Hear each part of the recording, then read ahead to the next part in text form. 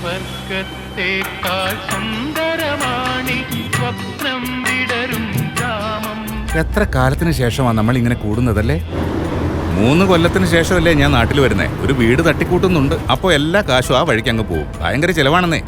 ചെലവിന്റെ കാര്യം പറഞ്ഞപ്പോഴാ ഇന്ന് നിന്റെ വക ചെലവ്. എവിടേക്കാ പോവാ? ആയിക്കോട്ടെ, ഫുഡ് അടിക്കാം. അൽഫാമും മന്തിയാക്കിയാലോ? കോഴിക്കോട് വന്നിട്ട് മന്തി കഴിച്ചില്ല എന്ന പരാതിയും വേണ്ട. എന്നാ വിട്ടോ, അൽ സുലൈമാൻ മന്തി ഹൗസിലേക്ക്. ഓക്കെ, നീ 2 ആഴ്ച ആയില്ലടാ നാട്ടിൽ വന്നിട്ട്. എന്നിട്ട് പോവാൻ നേരത്താ നമ്മുടെയൊക്കെ അടുത്തല്ലേ? ഫുൾ തിരക്കായി പോയി. ഞാൻ ശരിക്കും അടുത്ത കൊല്ലം വീട്ടിൽ കൂടാൻ കണക്കാക്കി വരാനിരുന്നതാ. വൈഫിന്റെ നിർബന്ധം കൊണ്ടാ ഇപ്പൊ വന്നത്. സുലൈമാനിക്ക, ഒരു ഫുൾ ബീഫ് മന്തി, 3 അൽഫാം.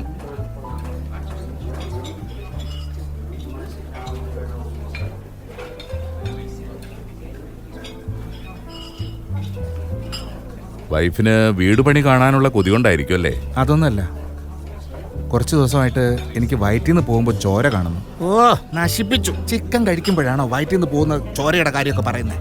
എന്താണ് മക്കളെ കഴിക്കാത്തത് നിങ്ങള്? സ്പെഷ്യലി ചുവന്ന മുളകിൽ അരച്ചെടുത്ത അൽഫാമാണ്. സൂപ്പറല്ലേ?